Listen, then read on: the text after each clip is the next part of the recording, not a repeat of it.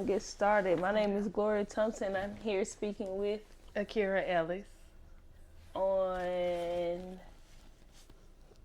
today is June 20th, 2023. Do I have a permission to record this interview? Yes. Okay. Can you please spell your name as you would like it to appear in this project? Akira Ellis. Okay. And if you don't mind me asking, how old are you? 21. 21. Okay. So tell me about yourself and what makes you unique. About myself, I went to Wingfield. I graduated in 2019. I cheered. I was in JRTC. Nothing too, But what makes me unique is that I am more understanding, more simple than your average everyday people. I don't really think I belong in this generation, but here I am. Why do you say you don't belong in this generation? It's just different now. People just different. Kids are different. Very vulnerable, I would say. Very gullible. It's just not how it used to be, honestly. And from growing up until now, it's dangerous around here. So It's dangerous. yeah, Okay. So definitely. let's go on to the next question. So tell me a little bit about. About how you grew up. I grew up on McDowell, so most people know about McDowell. It was dangerous, but maybe not as dangerous as it is now. When I was growing up, it was still like, be on the lookout. But as time grew, I had to move away from there. I moved at 17, and yeah, it's just always been bad. So where is McDowell? It's in South Jackson, which is on the main road, which is mainly McDowell Road. It's just a busy street. Okay. So who raised you and describe how you was raised? My parents raised me. We were in a five member household. My mom and dad divorced in when I was in middle school, so that was kind of hard on us. But as time, got, I guess as we got older, things were normal. Dad was still around, stuff like that. Nothing ever changed really, other than him moving. But other than that, I was raised right. She tried to guide me the best way she could. I think she did the best thing, as a mom. So yeah, it was pretty good. Do you feel like how they raised you influenced you as an adult now Yes. currently? Yeah, I do. I really, really do. Only because my mom was very strict. Dad was always there. He was strict in a way too, but mom was more strict as in, very secure of her children. Didn't want her doing what the other kids were doing at the time and things of that nature. And some things kind of irritated me when she would say no or, wouldn't agree with me. But as I get older and have my own kid and finally can feel what she's feeling, then it's like, yeah, that was like, I thank her for that.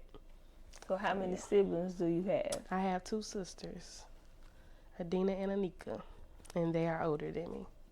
So you're the baby. Yep. Okay. So what was it like where you grew up? In area of McDowell, it was nice because we knew people, we knew the neighbors, we knew everybody. And of course, as I was younger, I didn't think too much of the crime, it was just innocent little kids. But as we gotten older, there were like, a lot of sex offenders that used to stay close by, and we just were like, yeah, we ain't going outside no more type thing. So it was just like, not scary in a way because nobody ever really bothered us, but it was just the fact of staying in the main area where it was just getting worse and worse. So yeah.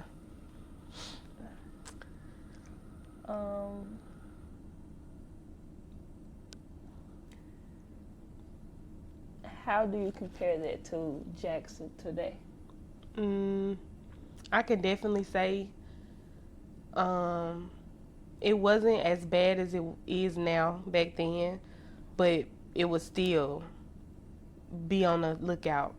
It was still like Now I'm not gonna let you walk down the street by yourself. I'm not gonna let you do this by yourself. And it's still like that, but now it's like a more precautious type of thing. Now that we're older, and I'm like, you really got to be on the lookout now. You're a mom now, so it's like roles switched. So it definitely is a big change in Jackson. With the kids that I grew up with are adults now, and they're just running wild, and it's scary, honestly. But I honestly think Jackson has gotten worse. So what do you mean by running wild? Shooting, killing, the crimes, the just blatantly not caring how they look, apparently, like just everything, honestly. But more so the crimes. The crimes are getting bad, like 10, 11, 12 a day. So, so you said you moved. Yeah. Can you tell me about that day that you moved? The day I moved, well, the reason I moved, I would say, I was about to get on the bus to go to school, and I remember seeing this dude laying out dead in the street. And I was just like, that's my last straw right there. Like, I didn't go to school. I called my mom, and she was just like, go in the house, call 911, let them know, but you ain't got to talk to nobody, of course. And it was just like, that was like the first traumatic experience I ever had, like seeing a dead body. And I was just like, yeah, I gotta go. So as soon as I graduated, I was out of there. And it wasn't because of anything like with my mom. She just like, her house is paid for, so she's one of those type, like she's not going anywhere. But me, on the other hand, I had to go because I don't like that type of stuff at all. Was that, you said it was very traumatic to you? Yeah, because I don't like dead bodies. I do not like dead bodies. So I just like froze and was like, let me go back in the house because maybe I'm just seeing things. But no, it was definitely a dead person. And they stayed out there almost all day. How did that affect you now? Honestly, how it affects me now is I don't want my baby to see nothing like that. So I'm trying to like, I wouldn't just say move away, far away, never come back type thing. But I don't plan on raising him down here for the rest of his life, honestly. So I'm just, that's my goal, is not to let him see things that I saw or to hear about the crimes and murders and stuff 24/7. Like, that's like exhausting. And I want him to live like an actual kid life without having to worry. What do you describe a kid life? Like I said, not having to worry, not having to be scared to go outside because somebody may, do something. It's different for him because he's a boy and I was a female at the time, but still, like, he should be aware too, of course. And they are still messing with little boys, so it's still, it's no different than a girl. And so, yeah, I just want him to be able to be comfortable without having to feel like something's going to happen. Okay.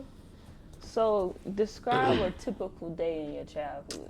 A typical day in my childhood, we would go to school, of course, come home, do homework. That was always a must. We used to go outside and play, but our backyard was big and it was gated. So we really, my mom, she just look out the window just in case she felt like something was going on.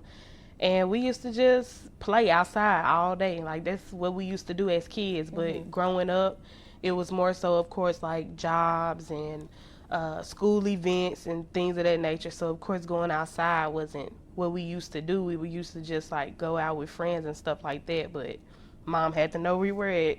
Mom had to know what time we were coming back. It was just, she was on to us, but it's understood now, definitely.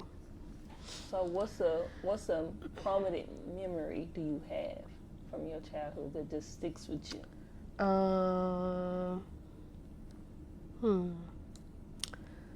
I guess I could say when my next door neighbor was murdered, and she was a grandma actually, and she was stabbed, and she lived like right next door to us. And I was getting off the bus, and they only let us off at the stop sign, so we had to walk to our house. And I thought it was around my house, girl. I got to running, but it was next door. But it was still, like my friend. Her grandmother died, and it was just like traumatic. Because once again, news is out there, police caution tape. It's just like things like that. That just, that happened like in 2015, I think, 2016. I was in like middle school, so yeah. How did that make you feel? I was shocked at the time because not only was it so close, I just was just like, dang, my friend, you know? Yeah. So it was just like sad for her, but you know, you just do what you do as a kid. Just be there for him because it's just like death. You still in middle school. You of course hear about it, but it was like next door. And it was home for her, so it was sad. And do you remember how it affected her? Yeah. She didn't even go to school. I think they ended up moving, and she didn't even go to school for the remainder of the time they were staying there. But I think it was like a couple months after they moved, and we of course still hear from each other every now and then through social media, but that was it. Like they just moved and that was it. And that house has been vacant ever since. And it's been people that have moved in there, but they'll just move right back out. So yeah, that was it. And you say your parents still live in the same area. My mom does. Yeah, she still lives in that same house that I grew up in. And it's of course better now because she renovated and new stuff, of course. But she doesn't have neighbors on either side of her.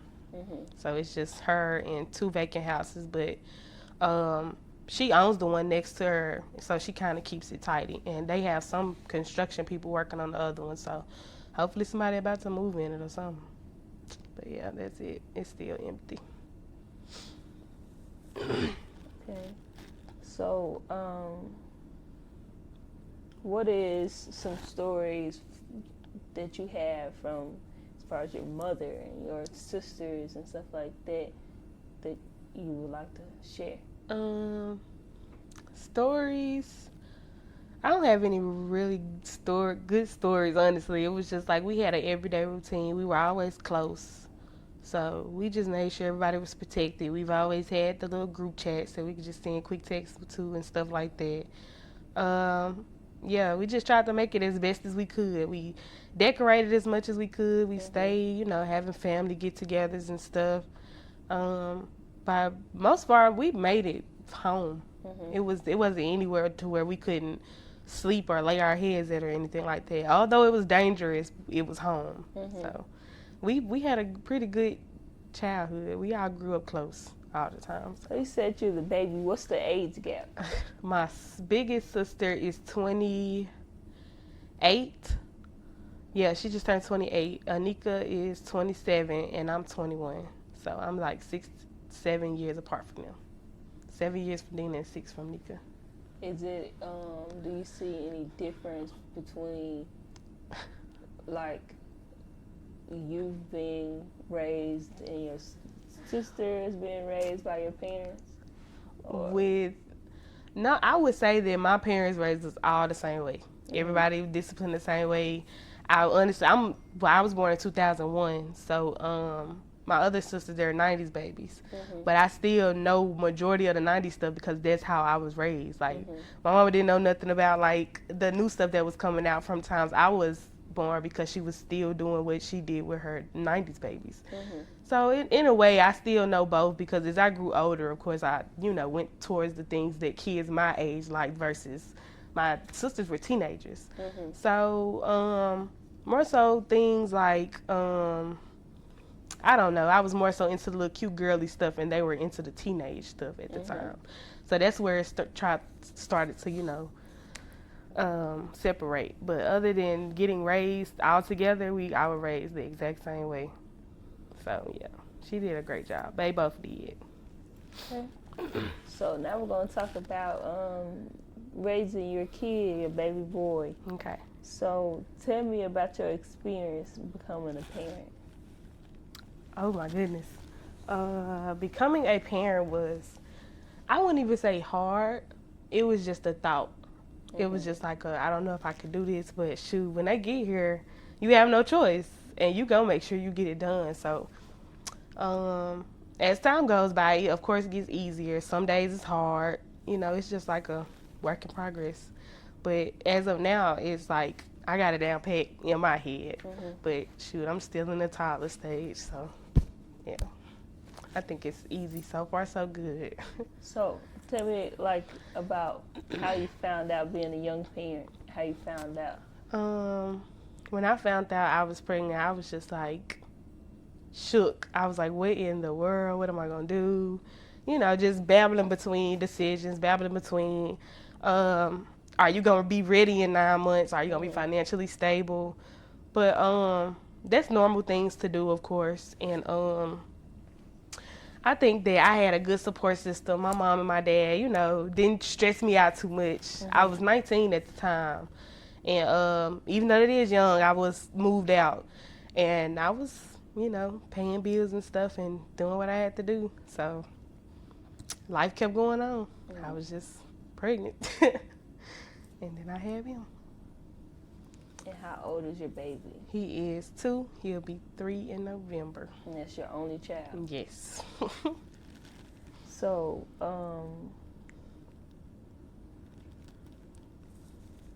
what's a typical day like with your baby boy? He is everywhere, like 24/7. Throughout the week, he's at daycare. Whether I'm at work throughout most of the morning, I get off early, or I work late, like 1:30 to 5:30. But I'll just get him fed, get him bathed, let him play around until it's time to go to bed for school. I like to keep him on the schedule. But through the weekend and stuff, we just find little everyday things to do. Take him to the Children's Museum, to the park, go swimming. Sometimes I send him to Louisiana to go. His dad, he just went this weekend. And yeah, I just try to keep him active, try to still read to him, let him write his name out. Learning little songs and stuff. He's learning fast. Daycare is helping a lot until he's able to go to kindergarten. So, yeah, it's been kind of an everyday process. Nothing new has changed until he is kindergarten. Okay, so you talked a little bit about your support system and having a good support system. So, expound on that. Who is your child's support system? Definitely his dad is number one. He has a great dad. Both the sides of his grandparents, his dad's parents and mine, they actually helped tremendously buying things, giving me a break, just getting them just because they want to. His godmama Shamaya, she gets him a lot. She buys him plenty of toys. And yeah, just my other friends too, they have babies as well, so we'll always go on like baby dates and things like that. And yeah, just anybody that just acknowledges him, loves him, cares for him just as much as I do, that's my support system. So how did that support system make you feel as a It makes mother? me feel like I'm supported, like I'm helped. I don't have to worry about doing it by myself. If I need somebody to fall back on, I have somebody to call on. Like, somebody gonna say, yeah, you know what I'm saying? So it's just like, it's good to have, because some moms don't get that. So you just take advantage of it while you have it. What is the hardest part about that process of being a mom? I think the hardest part about it is that even though you're not the primary parent, you're the primary parent. Because his dad lives in Louisiana making more money and stuff like that. He's still active in his life, but he has to, you know, be with me, stay with me. I have to do everything every day. So when I do get a break, I am going to take advantage of it, because it's like, that's my child. But I don't complain, because that's what I'm supposed to do. But I think for me, that's the hardest part of being a mom. But knowing that I'll get that break eventually, it's not a problem for me at all. What is something that you are proud about that you're doing as a mother? Just seeing him growing and actually learning and being able to recite his colors and words and his name and things like that. Even though I'm not teaching him every single thing because I'm at work, I know I have him in a good school. So at least I know he's, you know, progressing and actually being able to learn. And if he does have a learning disability, I'll be able to catch on to it before he's in school. That way he can learn properly. So I think as a mom, I'm doing that, because my biggest thing for him, honestly, is learning. I just feel like he's going to be a smart kid. I know he will be. So I want to make sure he goes on the right path in order to get his education. What is something you wish you could change about being a mother? Or how you raising your child? One thing I could change, I guess I would say the temper tantrums. They say terrible twos, and he's 2 right now. And right now I just want to get him to the stage to where he can verbally let me know what's wrong. Mm-hmm. What is it? What is it? Right now it's just crying, hooping and hollering. So you gotta like babble through and try to find out what it is. But it's a work in progress, and I know he'll be eventually able to tell me. So I just work with it. And how old you said? You said he's Two. When is his birthday? November 8th. November 8th. Yep, 2020. That's so great.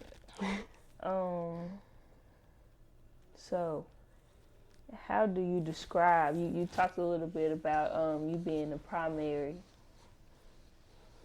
caretaker of him. How do you describe your role as a parent, as a mother? Well, like I said, I do have a great support system. So while I'm at work, either my sister or my dad will pick him up from school.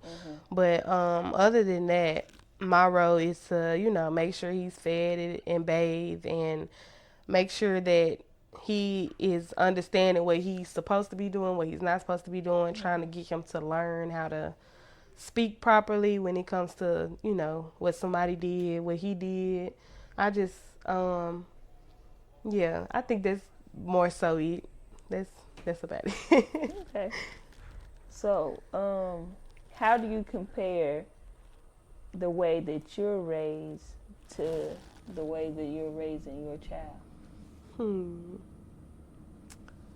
I think I want to compare the way that I was raised versus me raising him is, of course, when he gets older, I'm not just going to be that mom that, no, don't do this, you can't do that, but I am going to be like, keep me in the loop because it's crazy out here and you can't just be somewhere without, letting me know. So, and my mom did that a lot.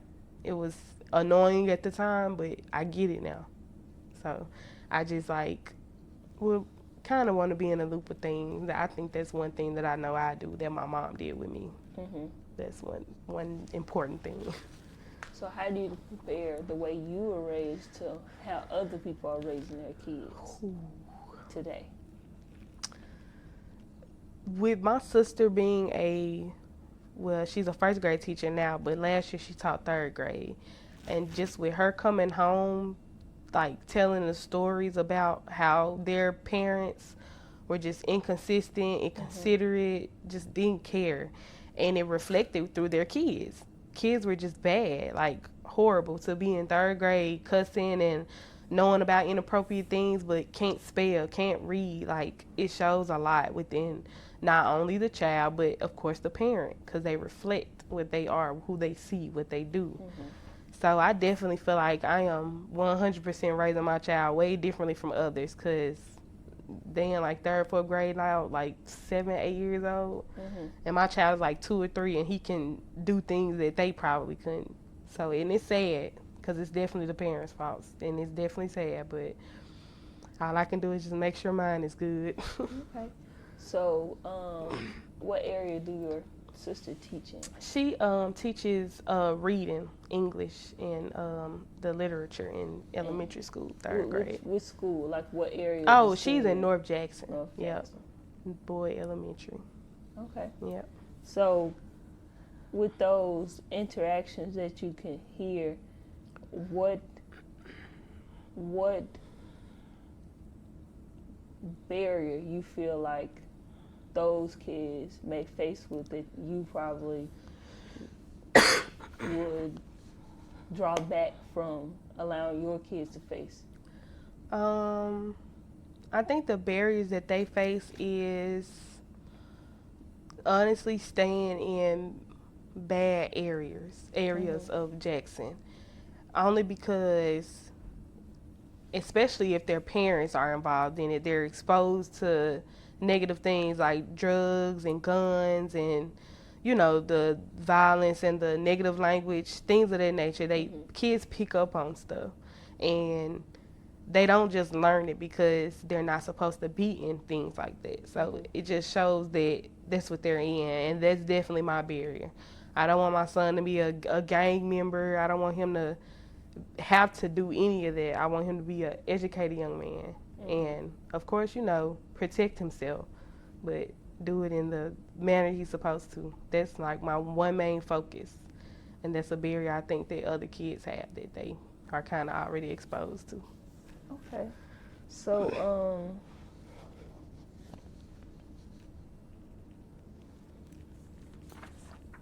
next question. Like, can you paint a picture of the neighborhood that you live in now? It's definitely no different from McDowell, but it's quieter.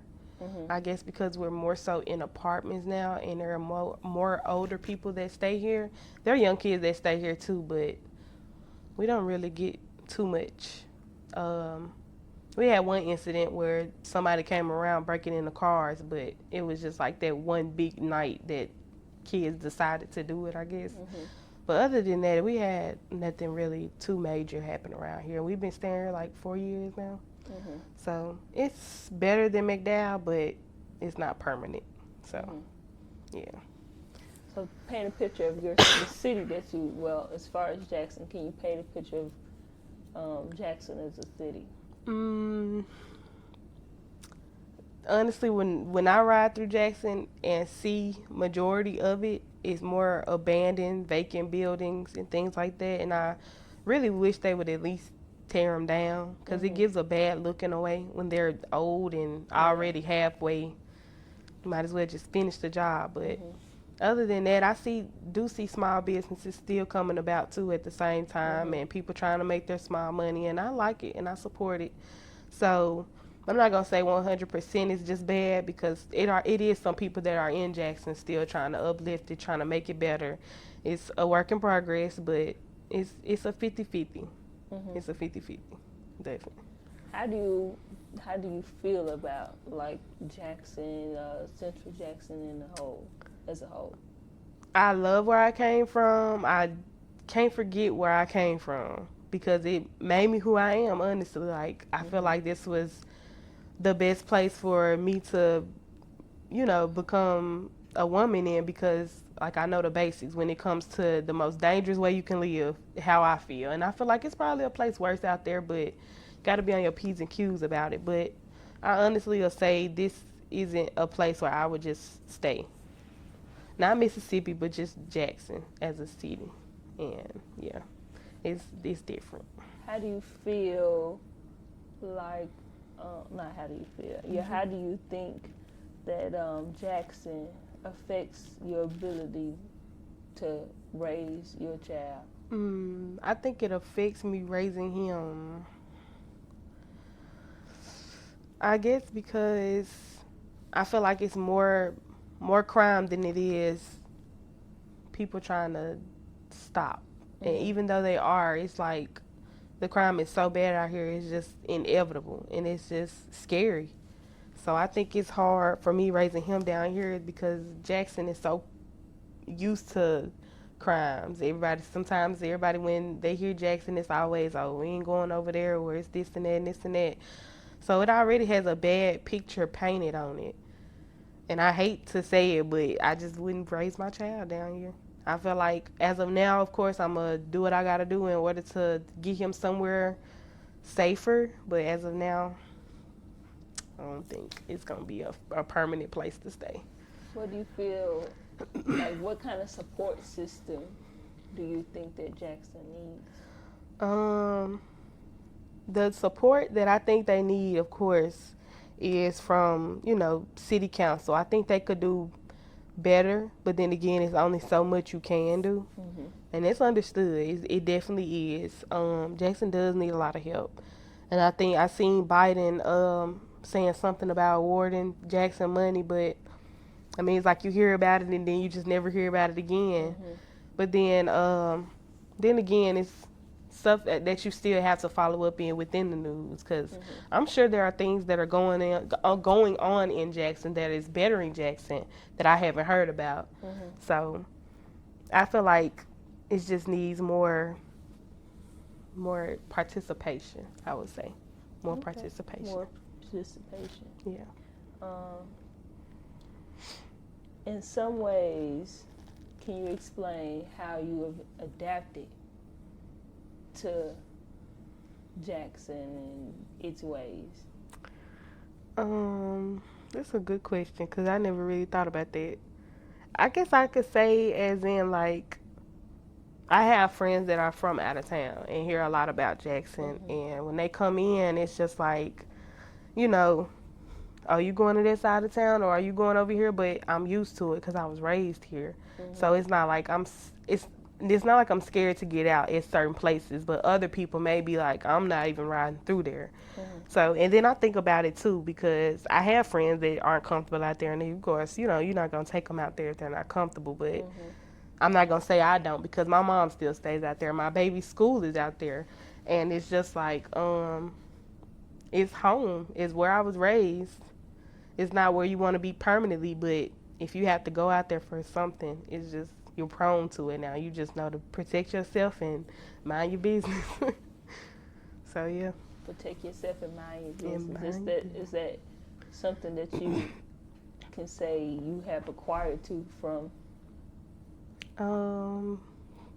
like when I was younger? Yeah, from you being younger and living in Jackson. I definitely can, because even when I was younger, I still minded my business, but I was a child. I was just being a child. But now, I mind my business because people get mad at the simplest things and will shoot you over the simplest things. I mean, just honestly. So it's just like, you try to stay in your own lane. Even when you do that, it's still dangerous. So it's like, protect yourself and just mind your business. That's my logo. That's definitely my logo. I talked about a memory that you had when you were younger, but I want to ask, what's a memory that you have, like right now, of your child in his young age that sticks out to you the most? Or you can say something positive, something negative.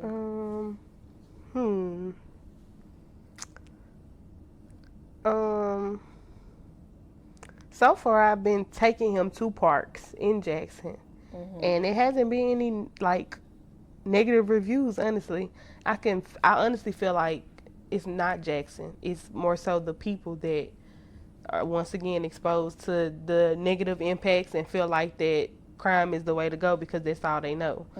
I honestly feel as if Jackson is not a bad place, but it's harder to pick out the bad apples, if that makes sense. So I think one good thing that I could say is that I've never had a bad encounter like with my child or having to hurry and get him to rescue because something's going on. You know, I don't want to speak on it, of course, but as of now, it's been pretty safe. I didn't have any traumatic experience with him, and I don't want to say yet because I don't want it to happen, but as of now, I haven't had any bad traumatic experiences. So what's a good memory that you had with him, or something that you think about and it makes you smile? When he's out in public, he's definitely friendly. So when he speaks to people, they definitely speak back. And I think it's hard not to speak back because Junior is he's Junior. So it's just like, I love seeing him interact with people because me, I didn't do that. I'm not talking to nobody. So seeing him being the opposite of me is like, oh, look at him. He's not scared. So what you mean by the opposite of you? I'm not speaking to nobody. I was more so under my mama, making sure I didn't want to be seen. So he's definitely the opposite of me. He likes attention. But he's definitely being a kid. Do we have a nickname? Junior, yeah. It's June. His name is Nathaniel, though. He's a junior. That's why we call him June or Junior. Yeah. Okay. So, what is some more support that you can say that you would appreciate with raising your child? What's the more support that I appreciate? More support, like as far as community-wise, community-based wise, some more support that will benefit you.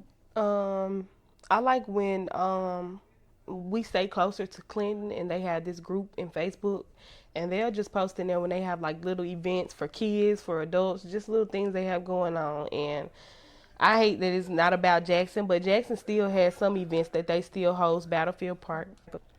Not too much into it, but enough to where he'll be entertained. More into the neighborhood? Yeah. So I'm just going to ask that question one more time. So if you could paint an ideal community or environment raising your child, what would that look like? It would be a big house neighborhood, of course, with hopefully neighborhood friends he'd be able to get along with, play with. I honestly think he'll play football, so I want him in some sport. I don't care what it is. I just want him involved. I want to be involved as well. and not only school activities but neighborhood activities, and just getting more out there and just getting him, you know, on the right path to go to good places. On the right path. So Yeah. what's the right path for him? I really want him to get a good education. I want him to at least finish high school. If he feels like he wants to go to college, if he feels like he wants to start his own business, go to the military, I support it. But I just want to get him through all 12 years of school to make sure he gets the best education he can get. That way he'll know what he needs to do for his next step. I just feel like that's the start to the right path. I'll let him complete it. If Jackson can be that place for your child, what would Jackson need? Like I said, I think more participation would help. As in hosting more kid-friendly events, hosting, I know they have like little league football teams and stuff like that, so I do like that as well. It's not easier said than done, but just cutting back on a lot of crimes. People don't really like coming to Jackson just because of that bad name that have people have tied to it. So starting on that first and then coming out with the friendly community stuff. Okay. So this is a little off topic. It's talking about history and stuff like that. Do you feel like history is important? Yes, I definitely do. Only because it takes us so far. Like they taught our parents taught us, we got to teach our kids. I want to teach them well enough to where they can continue on teaching their kids and their kids and their kids. I think it helps in a way because it helps you see life differently in a negative way and in a positive way. Because you should be able to, you know, want to go vote, want to do things that black people were not allowed to do. And then it's negative, of course, because some people are still racist to this day, and you might encounter some people like that. But it's who you are as a person that, you know, gives you the right answer. It shows you the right thing to do. Like, some things are not going to be hard. Some things are not going to be easy. It's how you respond to it, though, that makes you you. So I feel like. Are you aware of your history? I am, definitely. I'm still learning to this day. Like, I'm 21, and I, like, hear little fun facts here and there about history, and I'm like, dang. And sometimes it makes you think, like, sick, crazy. But it, honestly, in a way, helps you feel better because it's like, I can do these things now. So let me do it because my ancestors couldn't. And like I said, it's still negative because you still come across people that just are just flat out racist. But yeah, how are you involved with teaching your child about history? How I'm involved with teaching him about history. Of course, I'm not at that stage yet because he don't care. But when he's older, I think I want to make sure not only is he just learning history with the books in school, but of course, I'm going to try to be as hands-on as I can with him, with his education at home as well. So, of course, making it fun, trying to at least, you know, not just shove a book in his face, making him read 24/7, taking him to places. Like, Jackson has museums. Jackson has plenty of places to where they can, you know, just show you around and actually just tell you history that they don't teach you in school.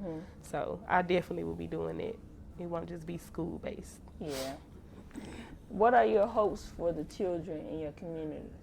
The hopes for the children in my community is that despite where they are at now, what they're going through, the hardships they're facing, the things that they see that they're not supposed to see as kids, hopefully that they can, you know, just flourish from that and still become successful and great. No matter where you come from, it's how you keep going. So hopefully they'll be able to grasp all the education they can get and just go from there, whether they stay in Jackson or not. Yeah. Is there anything you would like to add that I didn't ask about? I think you did good with the questions. They were good questions. Stuff I didn't even think about once before. I think you did a good job. That was good. Okay. So, how would you predict that parents and caretakers would be raising their children from generations to come? Okay, repeat that again. how do you predict that the parents will be raising their children from generations to come? I predict that it will honestly be better than what it is now, only because prayerfully, hopefully, a change comes in, not within America, but within the world, period. And just honestly having these kids to just be bright and just to understand what it takes to get through life. Honestly, it's just like it's a game. Honestly, you live to see the next day. Make sure you do everything right, and honestly, just pray. That's one big thing for me. I don't know about others, but praying really gets me through it. So I think if we as parents raise our kids the right way, they'll be able to grow up and just keep it going. Just keep the generational flow going, hopefully. Okay. What new obstacles do you think that they will face in their time growing up in the future? I think they're gonna face more technology obstacles. Like every day I turn around, something's new with technology's coming out, and the kids know how to work it, and I'm still finding myself like, what is that? How do you do this? How do you do that? So I think obstacles that they'll face, of course, is things of that nature. If that crashes, they're not gonna know how to do anything manually. So it's like it's not gonna be funny to kind of see, but it's like I want to see how they're gonna resolve their issue. That's what I've always thought about. Like everything's turned to technology. What happens when it's gone? Yeah, that's true. In what ways do you think that sharing your story will benefit children and future children to come? I think sharing my story will benefit kids because I think it could benefit them positively as of now speaking, because you can look at someone that you went to school with and look at them now versus you, and not trying to be ugly or anything, but they probably don't have as much going as you do in life. So when you sit and you talk to kids, it's not just to try to compare yourself or to make yourself better. It's to show them, be better than me. Like, keep going. You just do what you feel is best for you. Do what you want to do. Don't listen to anybody else. You know what's best for your life. And, you know, as you get older, you're going to learn. So just don't be scared. Just go out there and do it. I think everybody should become better than the next person. It's not a competition, but it should just become better and better as time goes. That's how I always felt. Okay. What is something positive you would like to leave for your child if he ever grows up and be able to hear this? It's going to be so funny. I would say just follow your dreams. I've always been the type to not like when people tell me what to do or just tell me what they want me to do. So I'm gonna cry. I'm not gonna be that type of mom. I'm gonna always support him in whatever he has to do. I'm not gonna, belittle him because he doesn't want to go to college or he doesn't want to do this, doesn't want to do that. As long as he's successful and is making me proud, I'm happy. And that's all I want for my child. It's just for him to be happy. That's it. Want him to be happy. That is good. Get this mic off me. That's good. So I want to thank you for doing this interview. You're welcome, girl. Awesome. You were awesome. Thanks, girl.